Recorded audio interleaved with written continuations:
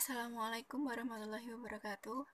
Perkenalkan, nama saya Meida Alvin Nuraini dari kelas 1906, Prodi D3 Rekam Medis dan Informasi Kesehatan, Fakultas Ilmu Kesehatan, Universitas Duta Bangsa. Pada kesempatan kali ini, saya akan berbagi materi tentang sistem urinaria pada manusia. Sistem urinaria yaitu sistem terjadinya proses pada penyaringan darah pada tubuh manusia sehingga darah dapat terbebas dari zat-zat yang tidak dipergunakan lagi dan menyerap kembali zat-zat yang masih digunakan oleh tubuh. Pada sistem urinaria sendiri terdapat 4 organ, yaitu ginjal, kandung kemih, ureter, dan ureter. Yang pertama yaitu ada ginjal. Pada manusia memiliki sepasang ginjal yang terletak di belakang perut atau abdomen. Ginjal terletak di kanan dan kiri tulang belakang, di bawah hati dan limpa. Di bagian atas ginjal terdapat kelenjar adrenal. Ginjal ini bersifat retroperitoneal, yaitu terletak di belakang peritoneum yang melapisi rongga abdomen. Kemudian ginjal kanan biasanya terletak sedikit di bawah ginjal kiri untuk memberi tempat untuk hati. Kemudian sebagian dari atas ginjal terlindungi oleh iga ke-11 dan 12. Kedua ginjal dibungkus oleh 2 lapisan lemak, yaitu lemak perirenal dan pararenal, yang membantu meredam goncangan pada tubuh. Ginjal ini berbentuk seperti kacang, yang pada biasanya pada orang dewasa itu memiliki panjang antara 12 sampai 13 cm dan lebarnya 6 cm dan beratnya antara 120 sampai 150 gram. Kemudian di ginjal itu ada hilus. Hilus yaitu tempat arteri pulmonalis, vena, bronkus, saluran limfa dan yang masuk ke dalam paru-paru. Dan ada beberapa struktur yang masuk atau keluar dari ginjal melalui hilus, antara lain yaitu arteri dan vena renalis, saraf, dan pembuluh getah bening. Bagian-bagian dari ginjal yang pertama yaitu cortex, bagian luar ginjal. Kemudian ada medula, bagian luar ginjal, maksud saya dalam ginjal. Kemudian ada piramid, yaitu medula yang berbentuk kerucut. Ada kolumna vertini, yaitu bagian korteks yang melindungi piramid tadi. Kemudian ada papilla Risberlini, yaitu papilla dari tiap piramid. Kemudian ada pelvis, yaitu reservoir utama sistem pengumpulan ginjal. Kemudian ada calis minor, yaitu bagian ujung dari pelvis yang berbentuk seperti cawan. Kemudian ada calis major, yaitu kumpulan dari beberapa calis minor. Kemudian fungsi daripada ginjal yaitu yang pertama pengeluaran zat sisa organik, kemudian pengaturan konsentrasi ion-ion penting dalam tubuh, pengaturan keseimbangan asam basa tubuh, pengaturan produksi eritrosit, pengaturan tekanan darah, pengendali terhadap konsentrasi glukosa darah dan asam amino darah. Yang kemudian terakhir yaitu pengeluaran zat beracun. Pada setiap ginjal sendiri yaitu terbungkus setiap lapisan tipis, yaitu yang biasa disebut dengan kapsula renalis yang berupa jaringan verbosa atau ungu tuang. Lapisan ginjal sendiri terbagi dua, yaitu lapisan luar dan lapisan dalam.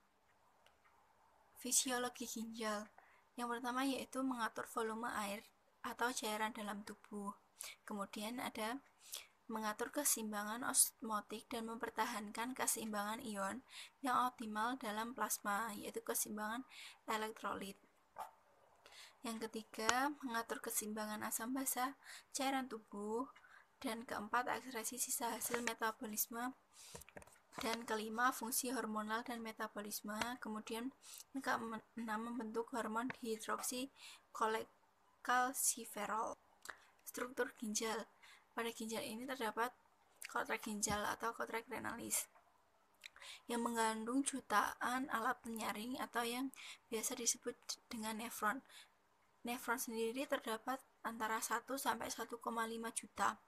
Kemudian fungsi nefron sendiri yaitu membentuk urin dengan proses filtrasi, reabsorpsi, dan sekresi.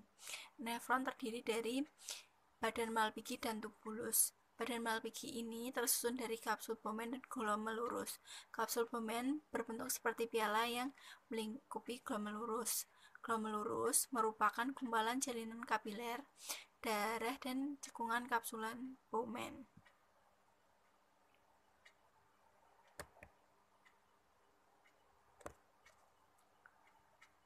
Kemudian ada sumsum ginjal, yaitu medulla renalis. Pada sumsum ginjal terdapat suatu jaringan berbentuk kerucut yang disebut piramid. Piramid mengandung banyak pembuluh dan berguna untuk mengumpulkan hasil ekskresi. Kemudian cairan yang terkumpul pada piramid akan disalurkan melalui saluran pengumpul menuju pelvis renalis atau rongga ginjal. Kemudian selanjutnya pelvis renalis ini berhubungan dengan ureter.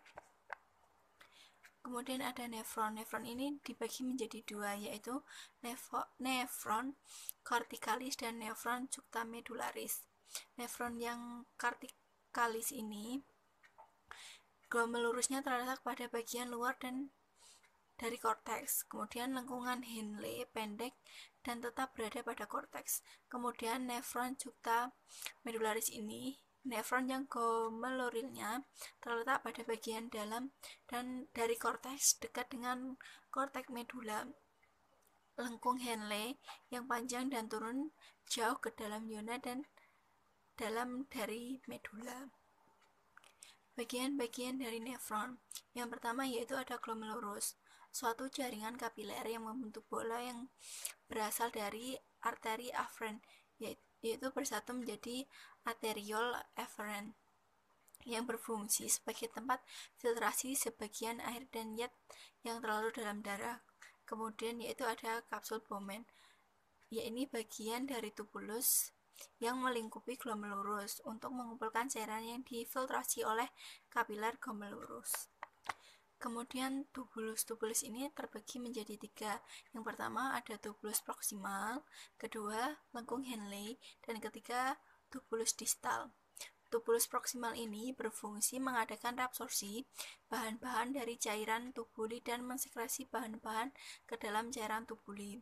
Kemudian lengkung Henle ini membentuk lengkungan tajam berbentuk U, terdiri dari pars descendens, yaitu bagian menurun terbenam dari korteks ke medula. Lengkung Henle ini berfungsi sebagai reabsorpsi bahan-bahan dari cairan tubulus dan sekresi bahan-bahan ke dalam cairan tubulus.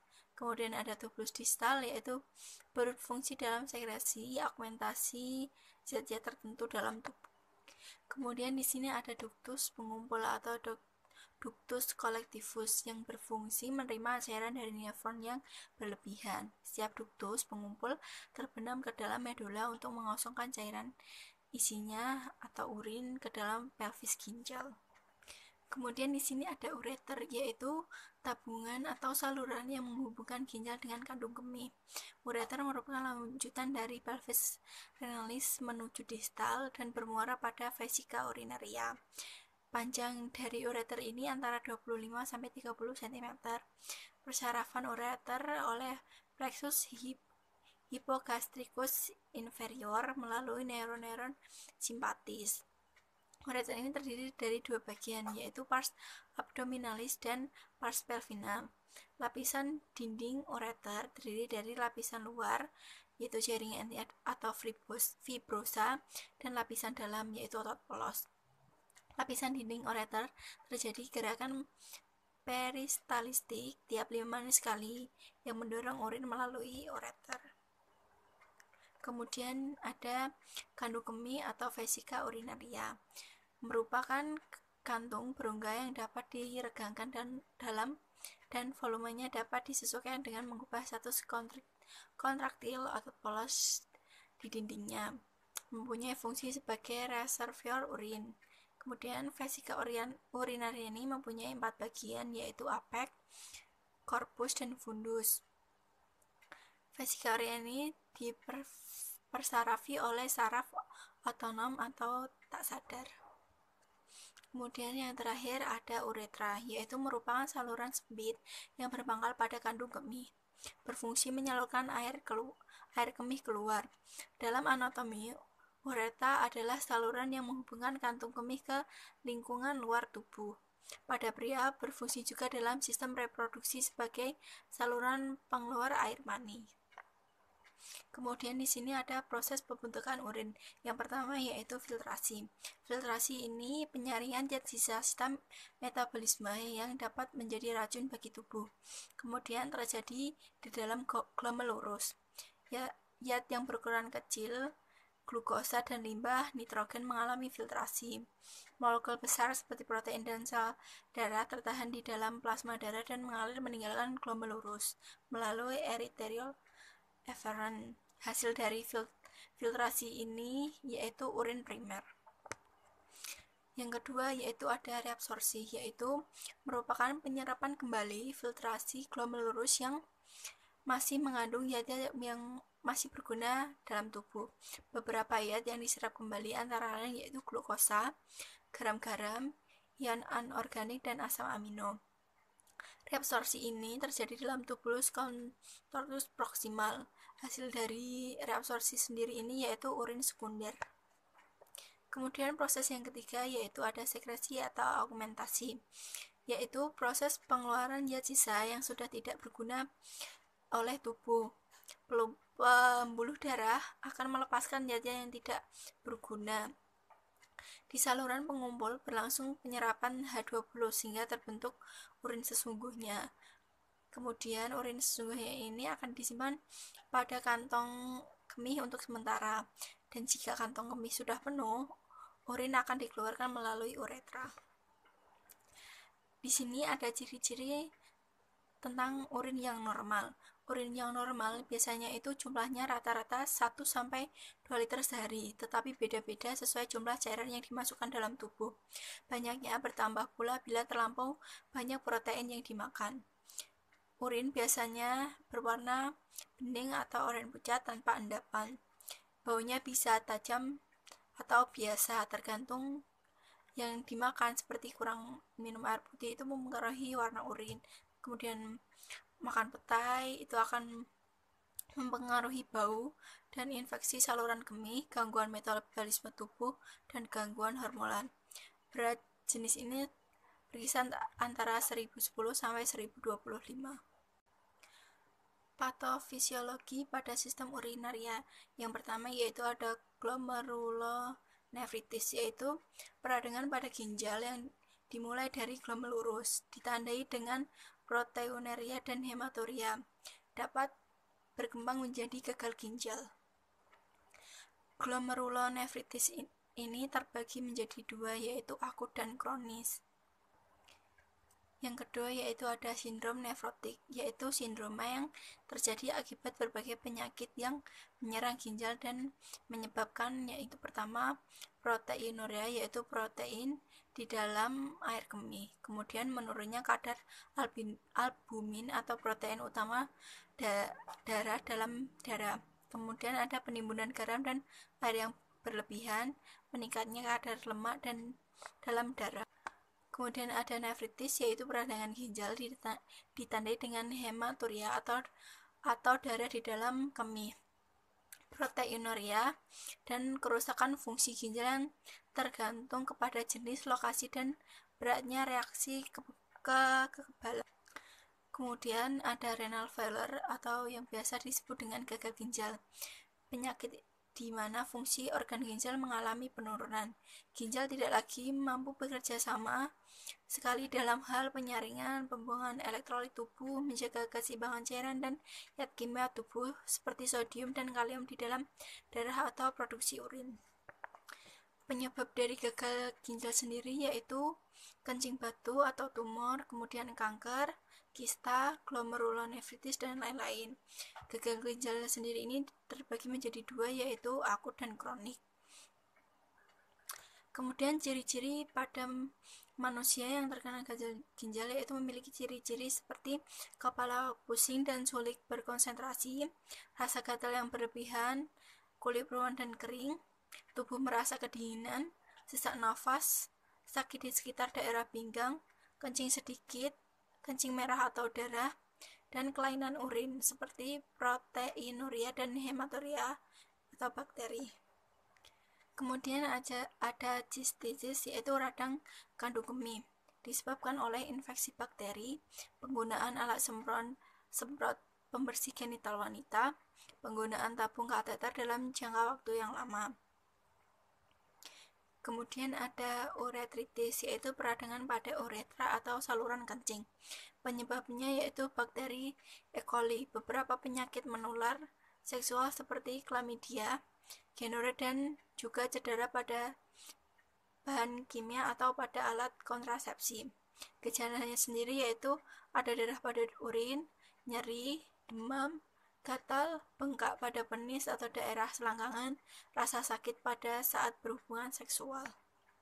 Kemudian ada penyempitan lumen, yaitu saluran di dalam pembuluh uretra karena fibrosis. Terbentuk jaringan ikat pada dindingnya. Penyebabnya sendiri yaitu kelainan bawaan, operasi, dan infeksi. Yang terakhir yaitu ada vesicoureteral reflux, yaitu aliran balik urin dari kandung kemih ke ureter, dikarenakan kelemahan sambungan vesicoureteral yang dapat menyebabkan pembesaran ureter dan ginjal. Sekian pemaparan materi dari saya. Mohon maaf jika ada kekurangan, semoga bermanfaat. Terima kasih. Wassalamualaikum warahmatullahi wabarakatuh.